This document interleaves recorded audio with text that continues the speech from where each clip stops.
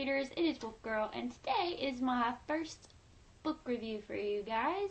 So I went to the library about a week ago, maybe a little less than a week ago, and I picked up two books. And I'm only doing the one review because I haven't quite finished the other one, but it is the Mind Over Murder by Allison Kingsley, and it is a mystery novel. It's a paranormal mystery, and it's really good. It follows Clara and her cousin Stephanie, and they are running this bookstore. Clara actually moves back to this little town in Maine from New York.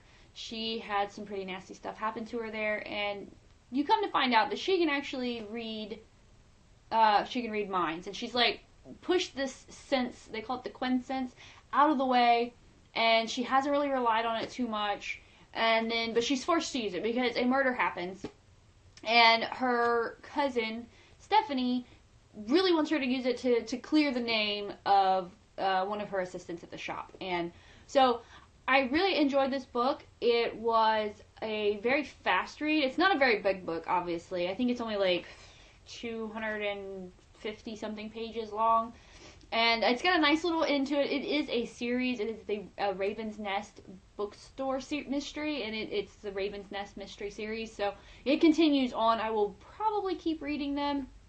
They're not mind-blowing by any means, but they are very well written, and they're very, very easy to follow. The story was very fast-paced. It's one of those books you could definitely read in like one sitting, and it's got pretty good twist, pretty good mystery. About halfway through the book or so, you kind of get a pretty good inkling as to who the murderer is, and it throws you off the track a little bit, but about halfway through, you've pretty much figured it out, so it's not super like a big surprise come to the end of the novel. And then there's just like this little bitty hint of a romance happening between Clara and another character, and it doesn't really go anywhere into this first book. I do get the impression that it is going to continue as the story continues to progress. They are supposed to follow Clara and Stephanie at this bookstore.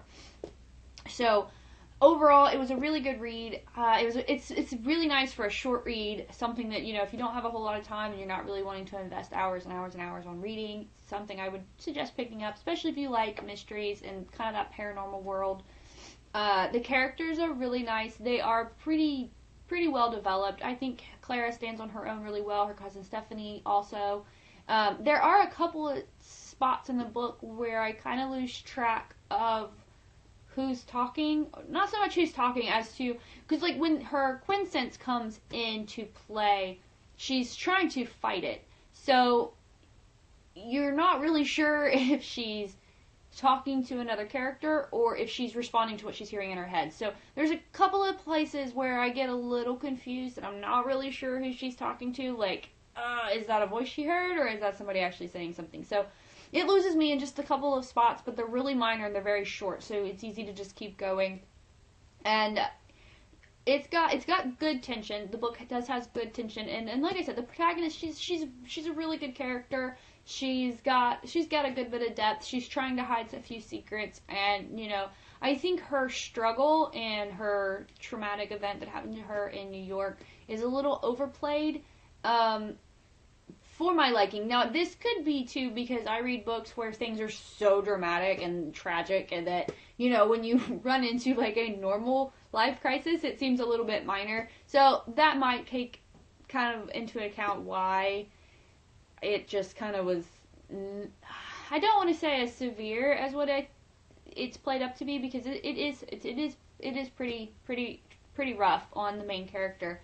But it does seem to be a little forced, I guess, because she uses it as a defense mechanism, and it seems like, and so kind of like when you're reading it, you're like, really, like you should be able to, like, push past this, come on.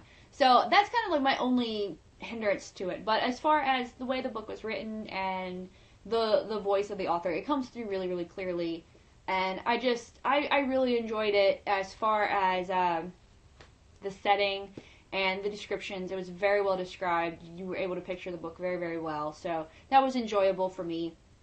And I do think I would pick it up again.